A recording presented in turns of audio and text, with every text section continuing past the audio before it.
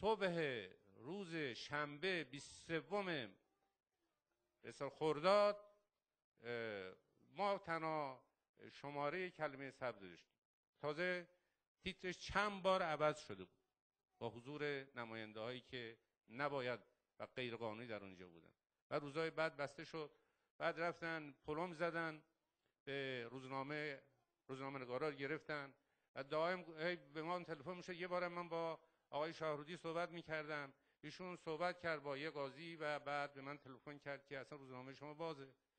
گفتم چه جور روزنامه بازه؟ خب روزنامه نگارا ما که گرفتن، حالا بعد اینکه آزاد کردن هنوز که من خدمت شما خواهرا و برادر صحبت میکنم، پلم ما به هر جا میریم که این پلم بیاد باز شه.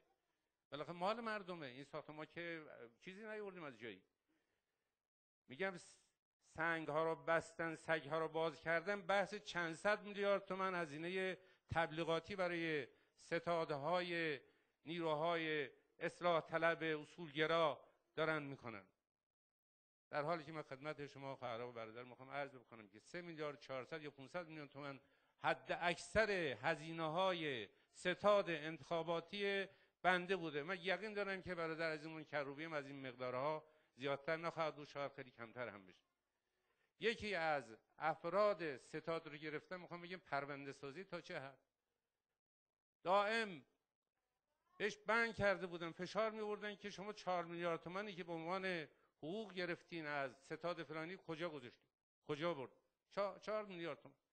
ایشون یک قسم‌هایی میخورده، خودش اومد گفت که ما این الان زیر این چیز مجموعه هزینه‌های ملی ماست. گفتم ما باورم نمیشه شما کجا گذاشتین؟ و از اون یه دست زدن‌هایی که قدیم شنیده بودیم و دیده بودیم. و خب این مسئله که نمیتونه مشکل اعتماد مردم رو حل بکنه. مردم یه چیزهای خودشون لمس کردن، دیدن به صلاح ملت ماست، به صلاح آینده نظام ماست، به صلاح پایداری قانون اساسی ماست که ما به این اصول برگردیم، به قانون برگردیم، به این چارچوب‌ها برگردیم